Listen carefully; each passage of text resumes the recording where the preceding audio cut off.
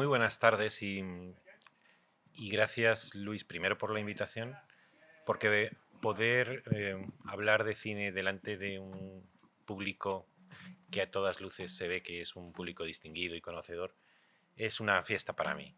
Es algo, una especie como de regalo. A mí me encanta comunicar, me encanta compartir.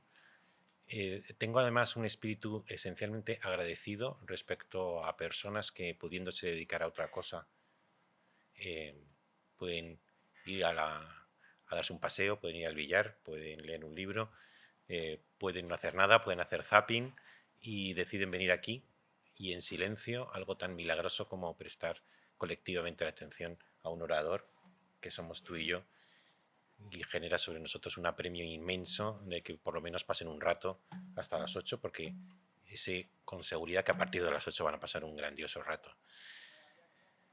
Me ha presentado Luis como autor de filosofía mundana, es cierto, además dentro de poco, ahí enfrente, se va a estrenar una obra de teatro con ese nombre, Filosofía mundana, dirigida por Luis Luque, basado en mi libro, que se titula así, Filosofía mundana. Así que os invitamos a que en noviembre crucéis la calle y asistéis si queréis al estreno de Filosofía mundana. Y yo me declaro mundano, pero no una vez, sino 3 veces mundano. 3 veces porque una cosa es ser mundano en el sentido de hablar del mundo y yo presumo en mis libros de hablar del mundo y diréis, ¿de qué vas a hablar? Si no del mundo. Bueno, pues la inmensa mayoría de los libros no hablan del mundo. La inmensa mayoría de los libros de filosofía hablan de otros libros. Pero en cambio, de aquello que realmente nos concierne y nos involucra, como es el hecho de vivir y envejecer,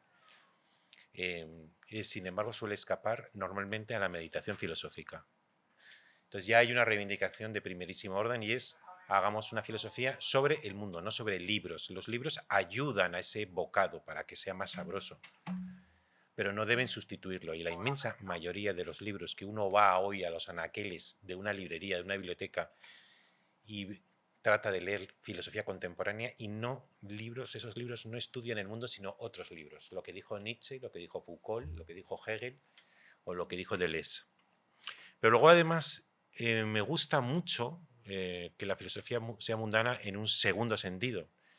No solamente que la filosofía hable del mundo, sino que hable para todo el mundo. Y dices, bueno, ¿para quién va a hablar? Pues la filosofía no habla para todo el mundo, suele hablar para otros como ellos, especialistas y normalmente profesionales, normalmente docentes de la filosofía. Y con eso, contra eso yo combato duramente, porque reivindico, en el último libro que publiqué, Universal Concreto, sostengo con toda la energía de la que soy capaz de que la filosofía es literatura. Es literatura. Y que nadie, pienso, escribiría una novela que estuviera destinada solo a otros novelistas. Igual que no creo que nadie hiciera una película para que la vieran solo otros directores de cine u otros guionistas, sino para todo el mundo. Y yo reivindico que la filosofía es algo que concierne a todo el mundo en la medida que vive y envejece. Todo el mundo, esa es mi tesis, tiene una interpretación del mundo y esa interpretación es genuinamente filosófica. Por eso una tesis en la que yo insisto muchísimo es que en realidad todos los hombres y mujeres que simplemente viven y envejecen, es decir, todos, son genuina y nativamente filósofos. Otra cosa distinta es que haya unos individuos bastante raros que además escriben libros de filosofía. Si todo el mundo es esencialmente filósofo, entonces la filosofía, igual que la literatura, igual que la poesía, igual que la novela, igual que el teatro, igual que el cine, debe estar dirigida a todo el mundo. Y mi tesis no es que la filosofía popular o la filosofía divulgativa, sino que la gran filosofía, la filosofía superior en la historia del pensamiento, ha sido realmente una filosofía mundana. Tanto es así que hoy tú lees un diálogo de Platón con la misma convicción que puedas leer una tragedia de Sófocles. y que cada vez que la filosofía ha ignorado su condición literaria y ha pretendido usurpar el reino de la ciencia, cada vez que la filosofía se ha imaginado ciencia, ha envejecido rápidamente. De Aristóteles leemos los tratados literarios, no leemos los tratados científicos, porque todos ellos han envejecido, han caducado, han prescrito. Filosofía sobre el mundo, filosofía para todo el mundo y filosofía con un poco de mundo, entendiendo tener un poco de mundo el saber comportarse en sociedad.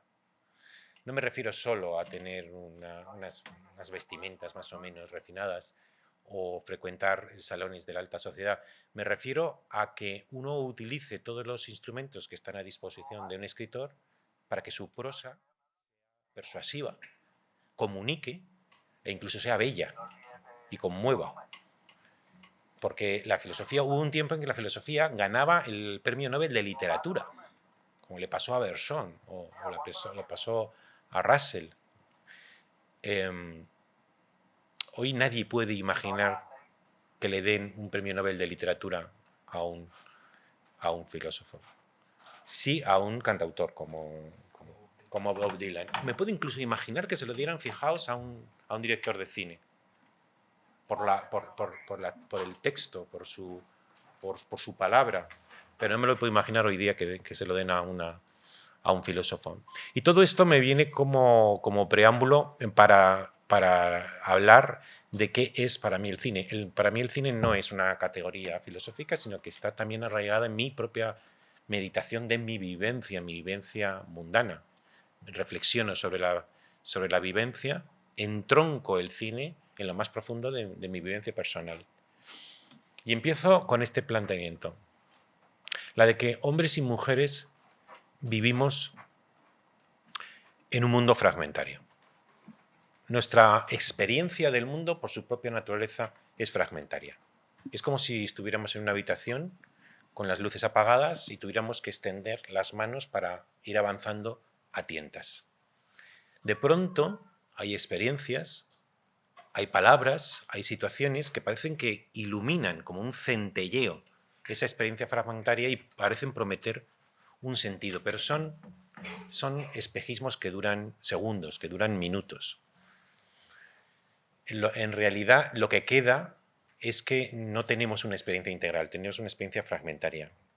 No sabemos qué nos pasa. Vivimos, hacemos lo que podemos, pero no sabemos lo que nos pasa. Pero hay un género que nació como una propuesta de unidad. Ese género es el arte. El arte es una construcción artificiosa en virtud de la cual la complejidad del mundo y la experiencia fragmentaria adquiere una unidad.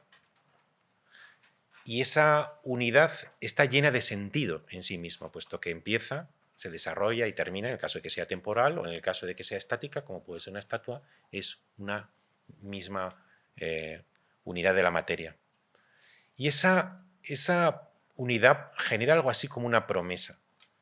Stendhal hablaba de la belleza en esa famosísima cita como una promesa de felicidad.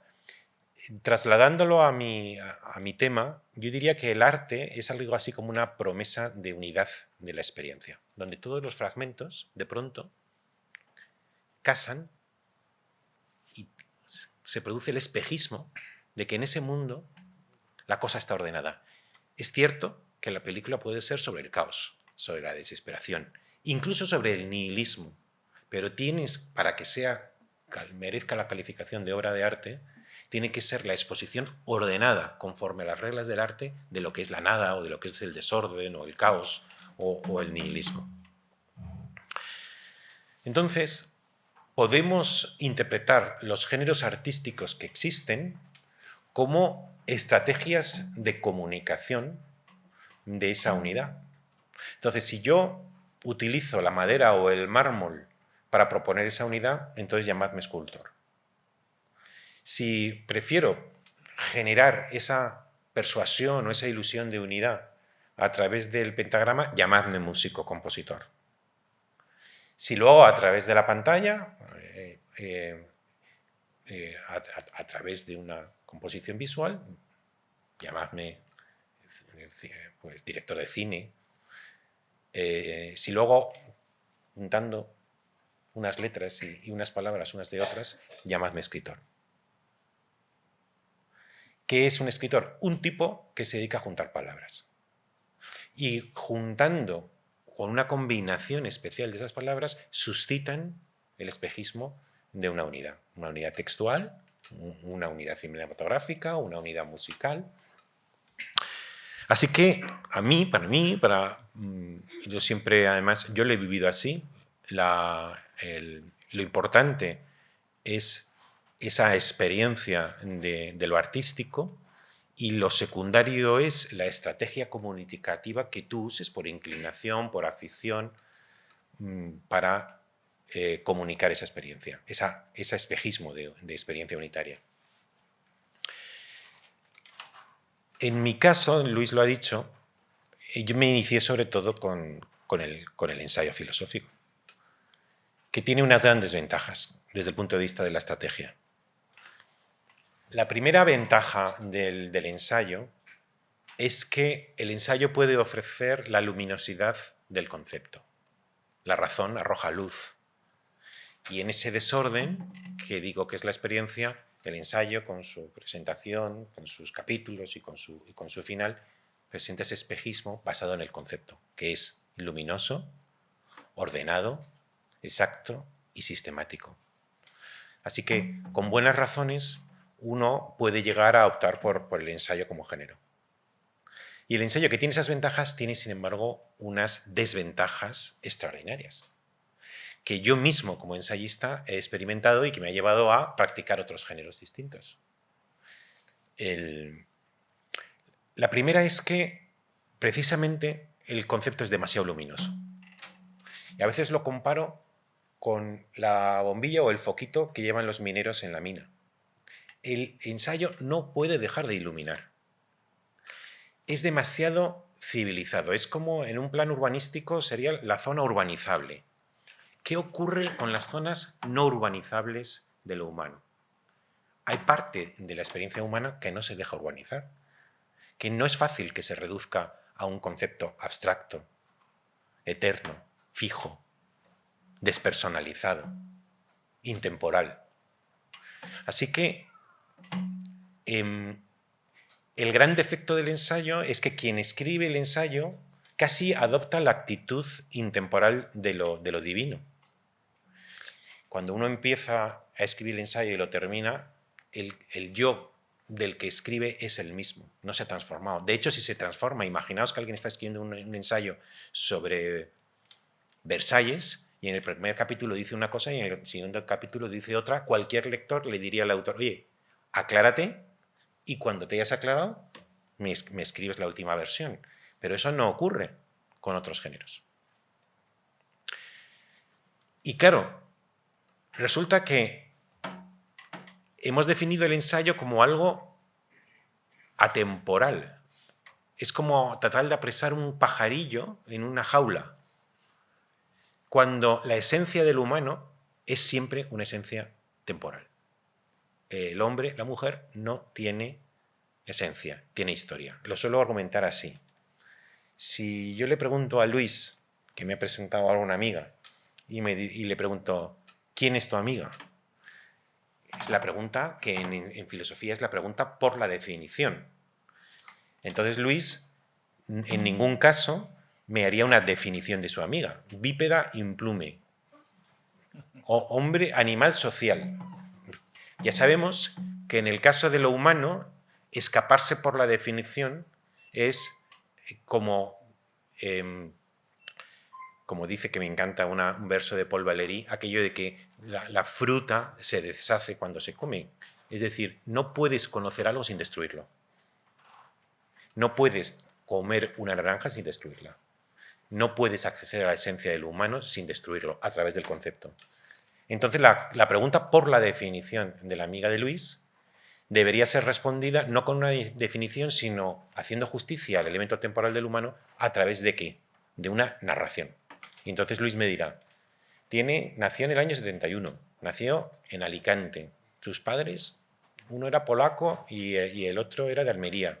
estudió no sé dónde, perdió un hermano con 15 años, luego trabajó de lo que fuera, es decir, una historia. Pero claro, en un ensayo no cuenta una historia, el ensayo cuenta una presentación abstracta. Pero necesitamos entonces, para contar la esencia del humano, géneros distintos del ensayo, que son los géneros narrativos. Por ejemplo, la novela. Por ejemplo, el teatro. Y, por ejemplo, el cine. Dentro de una semana justo tengo que dar una charla sobre teatro, porque yo he escrito teatro. Y le he tirado teoría del aplauso. Porque creo que lo genuinamente teatral es que se aplaude. En cambio, en el cine todavía hay veces en que alguien aplaude, pero es más raro. Tantas veces quizá como cuando aplaudes cuando aterrizas, ¿no? Más o menos. O sea, hubo un tiempo que la gente aplaudía cuando se aterrizaba.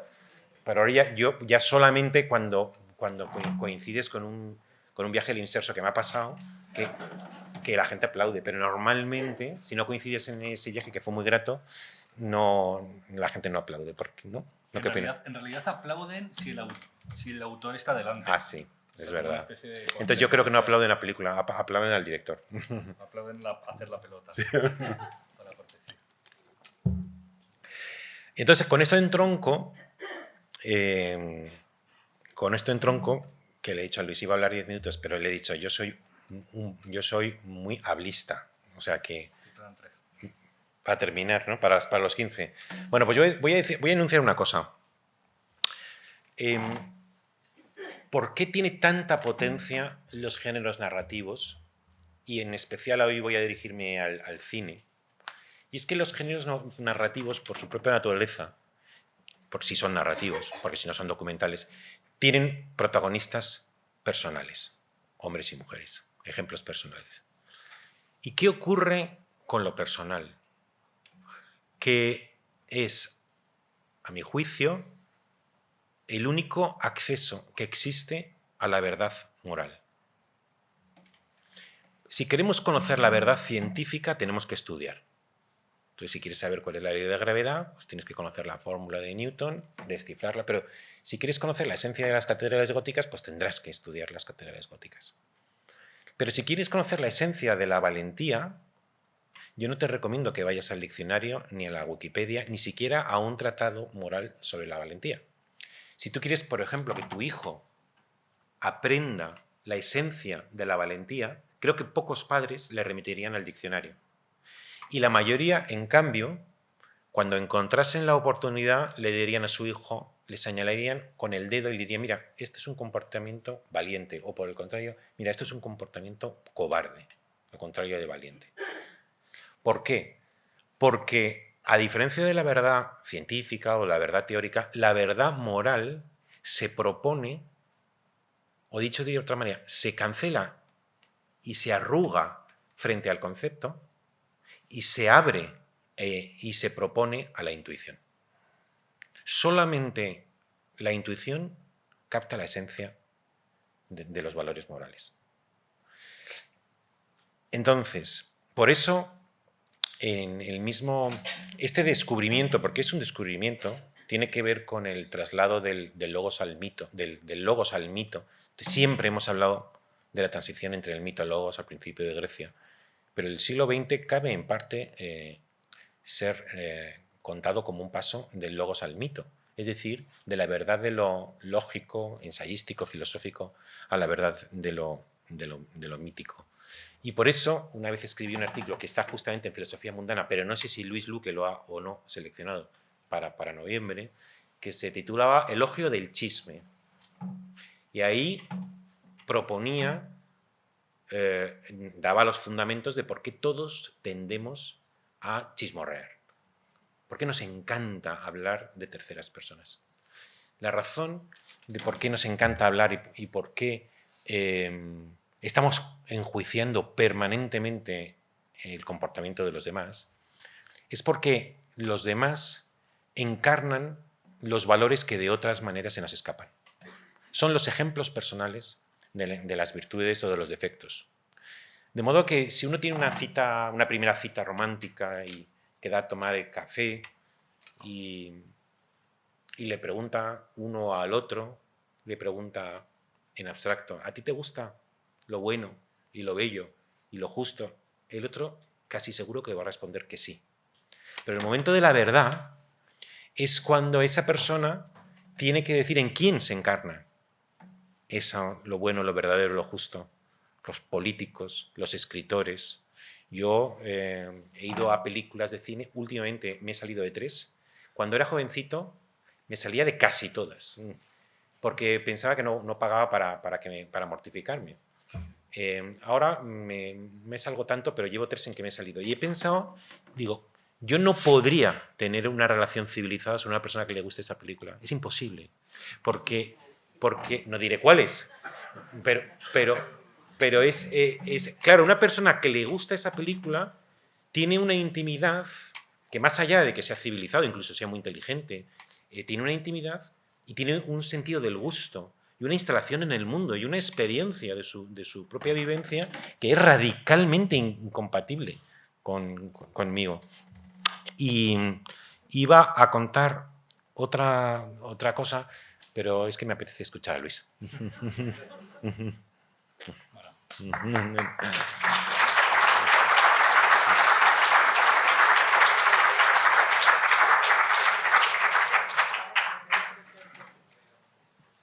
Pues muy interesante todo lo que has dicho y sobre todo con esto que has finalizado de la verdad moral, que a mí me ha recordado, como estamos hablando de la razón narrativa y de las narraciones, me ha recordado una cosa que me pasó a mí, que es que yo tuve la suerte de moderar una mesa redonda con 2 personas a las que admiro muchísimo, que son Víctor Erice y Miguel Marías.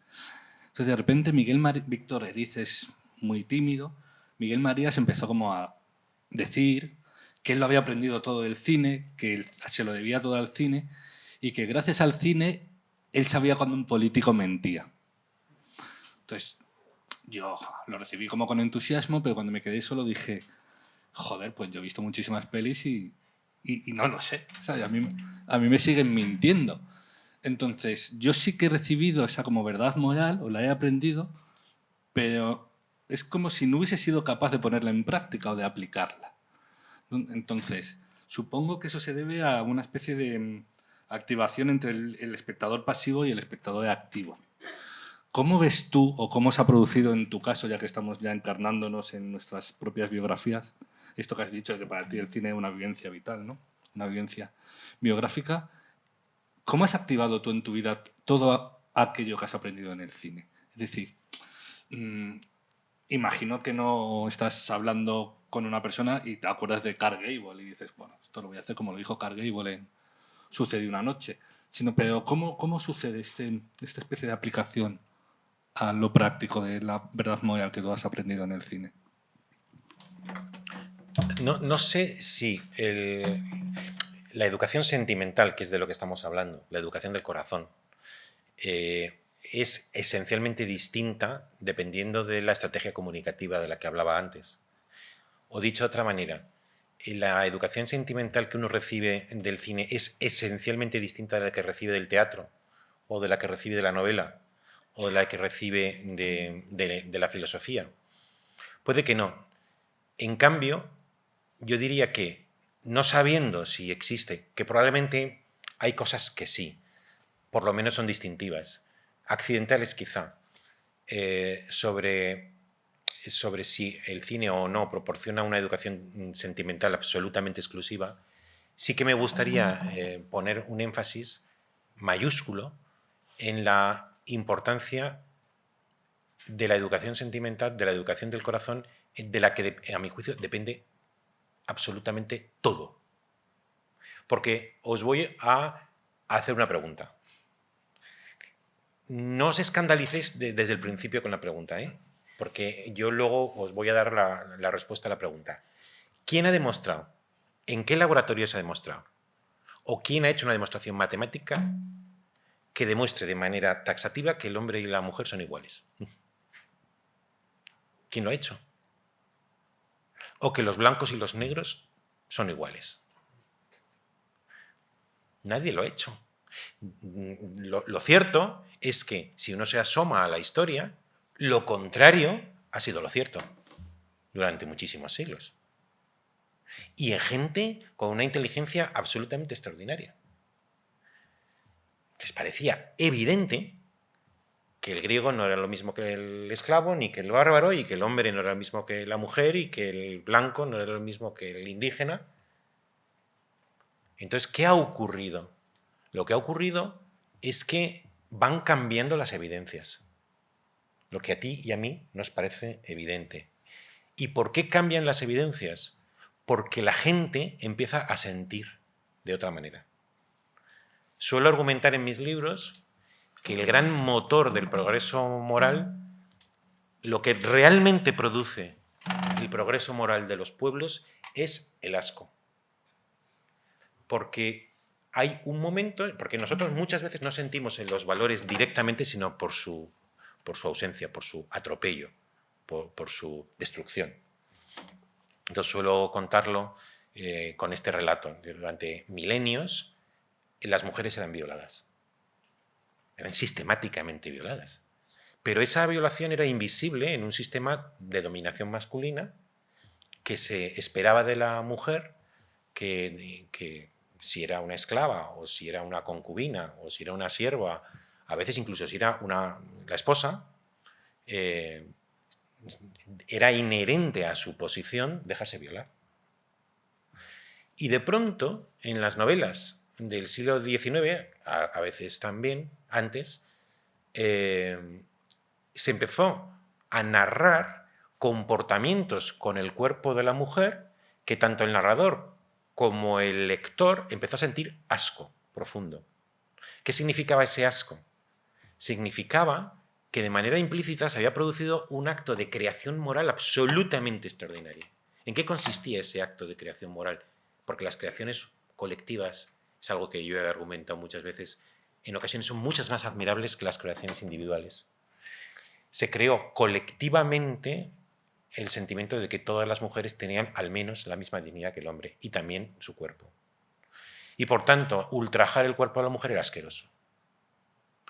Con lo cual, la igualdad entre hombre y mujer y la dignidad del cuerpo femenino se convirtió en una evidencia. ¿Cómo hacemos esas evidencias que se vayan transformando en una dirección civilizada? Solamente existe un procedimiento, que es la educación sentimental.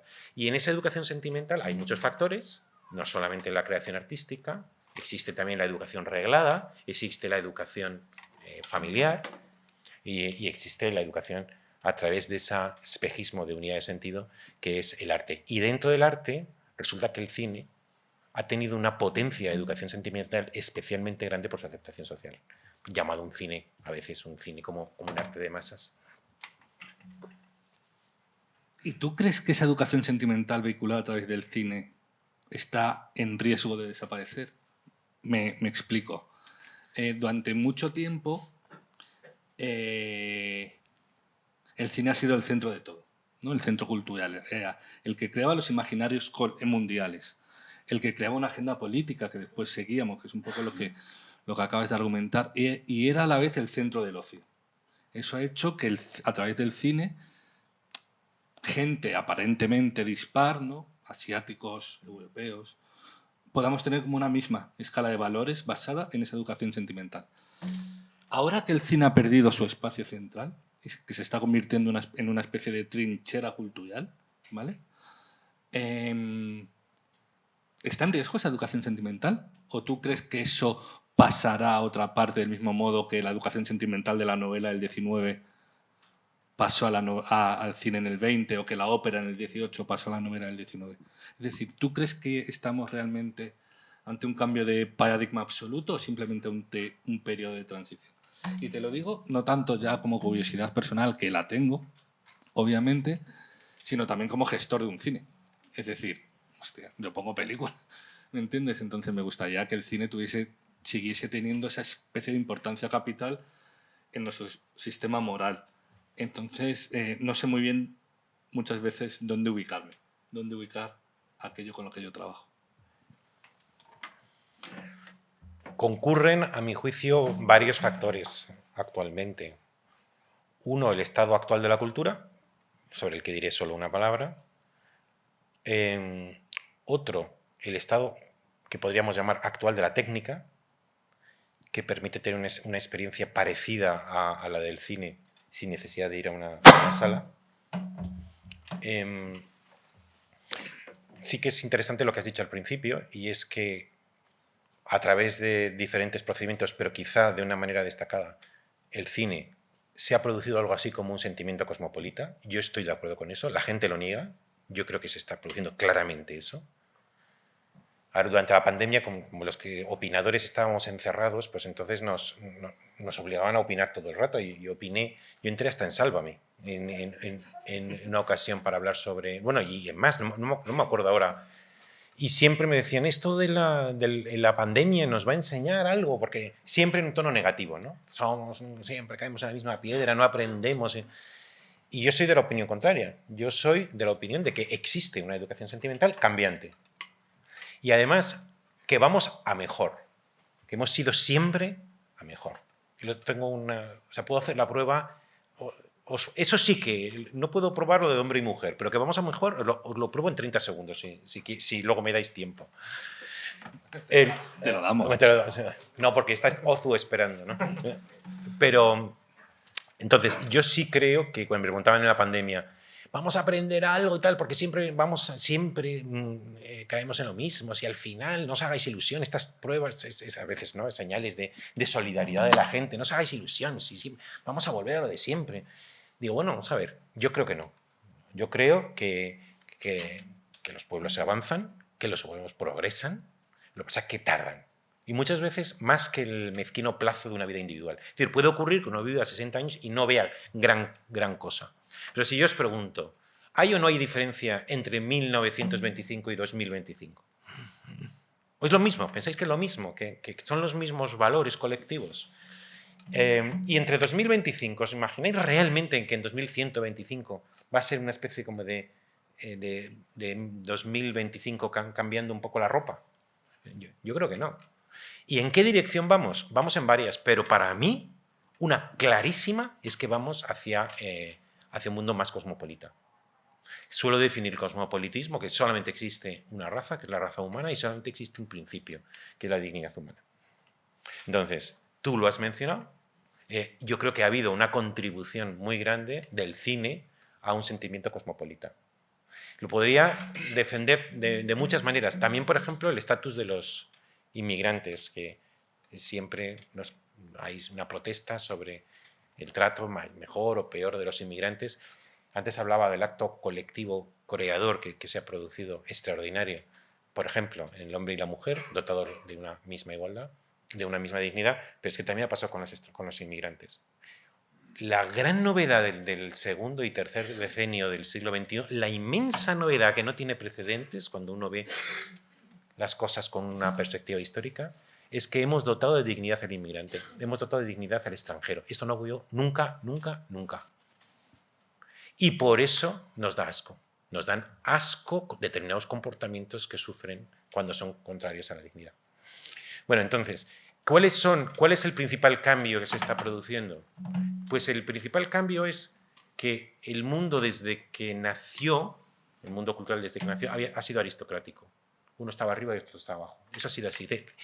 A veces lo cuento diciendo, un hombre se encontró en el Neolítico con otro hombre en el centro de la selva y lo primero que ocurrió, y eso duró hasta el siglo XX, es que uno mandaba y otro obedecía. Y el que mandaba solía generar una doctrina en virtud de la cual el que obedecía además estaba feliz con las cadenas. Entonces el mundo ha sido aristocrático y ha generado una doctrina aristocrática. Y de pronto, en el siglo XX, un poco al calor de ese principio de dignidad igualitaria, el andamiaje aristocrático se está cayendo y se está produciendo una igualación. Entonces vivimos en un interregno extraordinariamente incómodo, en el que todavía evocamos una sociedad antigua aristocrática que produjo unas glorias que son inconfundibles.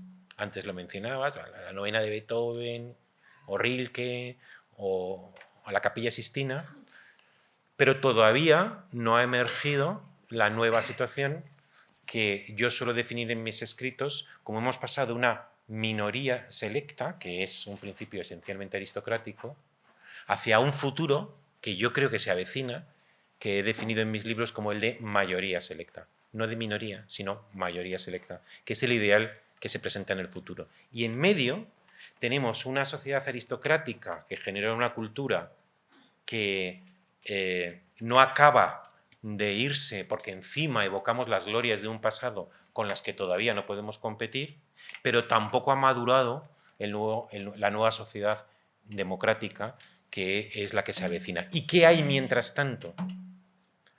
Pues lo que hay mientras tanto es una categoría que yo he trabajado mucho, que me considero además quizá el autor que más ha escrito sobre ella, que además esa categoría la conozco profundamente por dentro, que es la categoría de la vulgaridad. Es decir, ¿qué es la vulgaridad?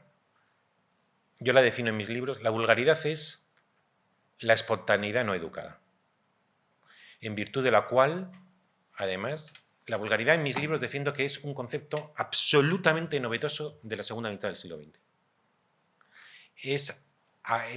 Está basado en la idea de una realización histórica del principio de igualdad que no tiene precedente en ninguno de los milenios anteriores. Hubo actos vulgares, hubo personas vulgares, hubo situaciones vulgares en los milenios anteriores, pero no existió la vulgaridad. La vulgaridad es algo que se creó, eso lo defiendo extensamente en mis libros, en la segunda mitad, sobre todo en la segunda mitad del siglo XX. Cosa extraordinariamente positiva. La vulgaridad es bienvenida, porque es la realización provisional del principio de igualdad. Pero es una... pero la vulgaridad es desagradable. Suelo definirlo como la hija guapa, la hija fea de dos padres hermosos. Los dos padres hermosos son la igualdad y la libertad. Nunca, nunca se habían besado la libertad y la igualdad. Y de ese beso ha nacido una hija fea, provisionalmente fea, que es la vulgaridad, que es la espontaneidad no educada. ¿Qué quiere decir con esto? Que es muy difícil que la representación visual escape a una vulgaridad que es total y absolutamente dominante en el actual estadio de la cultura. Mi opinión, que el cine no terminó con el teatro, que la fotografía no terminó con la pintura y que las series y las plataformas no van a terminar con el cine. Porque porque la experiencia vivencial de la que hablábamos al principio de mi charla, la experiencia vivencial de ver una película quizás a solas de Netflix en casa, no sustituye la experiencia carismática, comunitaria, como de irrupción de una cierta gracia, venida de no se sabe dónde, que es la experiencia colectiva, la emoción colectiva, el préstamo colectivo de opinión, de atención que uno realiza cuando ve una peli. A Jacques Rivette, el director francés, le entrevistaron cuando cumplió 90 años y le preguntaban por la muerte del cine. Y él dijo, mira, podrán no hacerse nunca más películas y desaparecer todas las películas que se han hecho. Pero mientras dos hombres se junten y empiecen a hablar, ahí seguiría habiendo cine. Eso sí. Es decir, también el cine entendido como narración. Como una experiencia humana. Sí. Bueno, yo personalmente agradezco tu optimismo, que nos comparto todo el rato, pero quiero incidir en una paradoja que me ha parecido detectar, que es que el cine es cosmopolita porque tiene un lenguaje universal, que es la puesta en escena, ¿no? Pues nosotros vamos a ver una película de Ozu y vamos a entenderlo, vamos a entender el plano, el contraplano, el picado, ¿sabes? Las angulaciones. Pero hay un texto tuyo que yo creo que es de todos los que he leído el que más me ha gustado, que es un artículo que publicaste sobre Fray Luis de León, sobre de los nombres de Cristo, donde hablabas de la prosa como instrumento y es más, de la prosa castellana. Sí.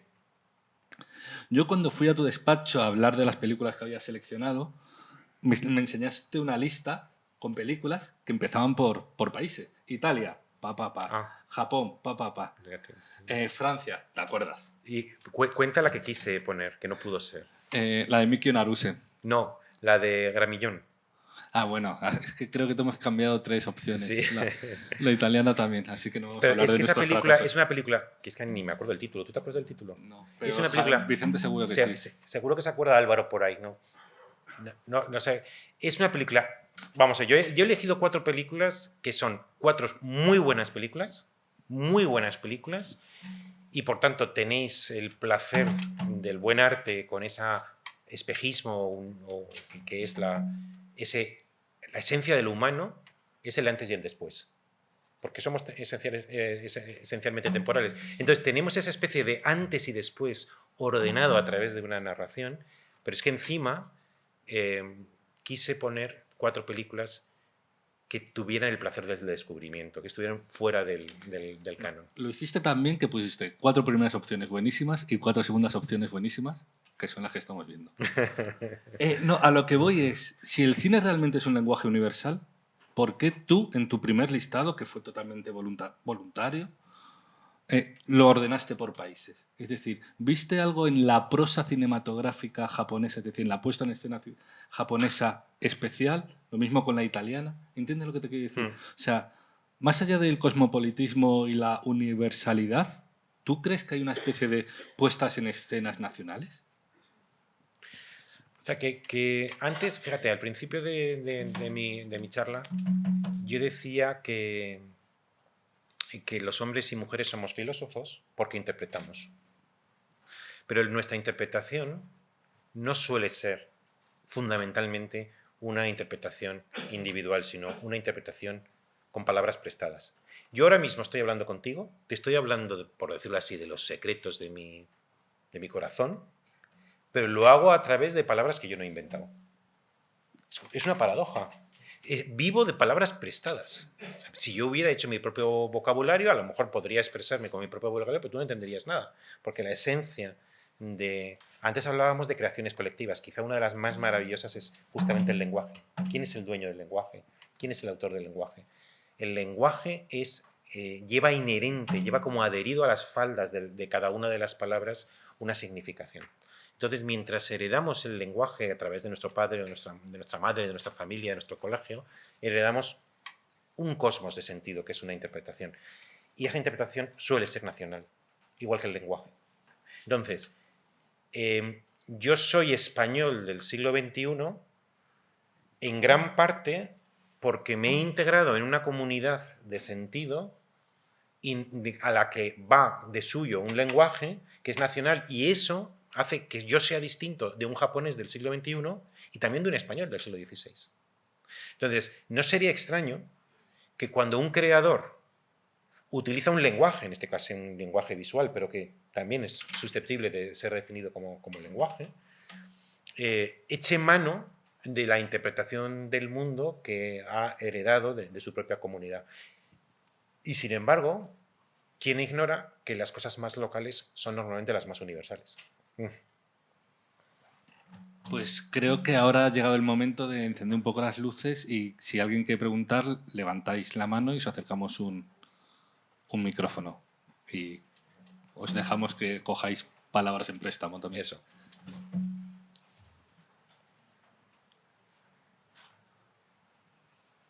Bueno, esto siempre pasa, ¿vale? Este momento de titubeo, o sea, no os preocupéis, no lo estamos pasando mal. Pero ahora, ¿quién quiere preguntar? Nada. Eso significa que estáis de acuerdo con lo que yo he dicho. Es que sospechaba que no.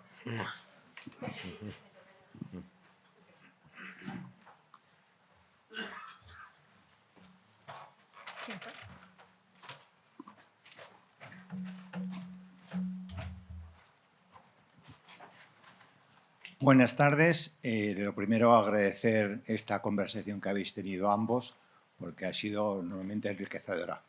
Y dicho esto, yo sí que quería compartir con vosotros y con el resto de las personas que estamos aquí la tribulación personal que siento ante la deriva del mundo que estamos viendo.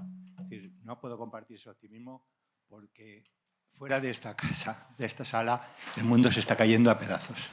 Y yo creo que la filosofía tiene también que ayudarnos a entender qué está pasando y por qué. Porque las herramientas que hemos estado utilizando hasta ahora no nos satisfacen y me parece que necesitamos algo más que esas herramientas que hemos utilizado hasta la fecha. Yo eso sí que tengo que contestar, que espero Ozu 30 segundos. Vamos a ver, 2 cosas. La primera, yo de manera instintiva me propuse hacer, no digo que me propuse, sino que está en mi naturaleza nunca, ni en mi ámbito doméstico, ni en mi ámbito como opinador público, decir nada, jamás, que enfríe el corazón humano. La inmensa mayoría de los intelectuales a mí me parecen deprimentes. Dicen cosas que entristecen y que no ayudan a vivir la vida con dignidad. Entonces, si a mí me va mal, y a veces me va mal, nunca diré algo, ni siquiera como expresión de mi pena o de mi angustia, algo que no ayude a que la gente tenga confianza en la vida y que le ayude a que su vida sea digna de ser vivida. Punto 1. Punto 2. No solamente como resultado de esta convicción, sino porque he escrito mucho sobre ello. Acabo de publicar un libro con un periodista que se llama Verdades Penúltimas y cuyo subtítulo es Si somos los mejores, ¿por qué estamos enfadados? Entonces, tu manifestación me demuestra algo que yo he comprobado muchísimas veces, y es que la gente está enfadada. Lo que no es cierto es que el mundo se esté destruyendo, sino todo lo contrario.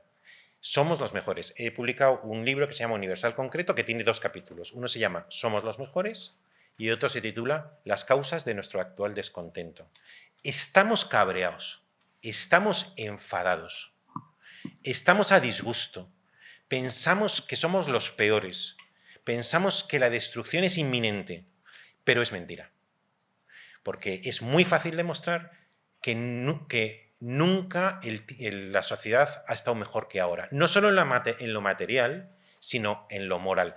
En YouTube tengo una conferencia que he dado además varias veces, que se titula así como Las causas de nuestro actual descontento, y que me la puedes escuchar, aunque sea para contradecirme. Pero que somos los mejores, lo he dicho muchísimas veces, lo puedo probar fácilmente, y por tanto lo interesante para mí no es si somos o no los mejores, que lo somos, sino porque siendo los mejores estamos tan cabreados, porque cabreados estamos.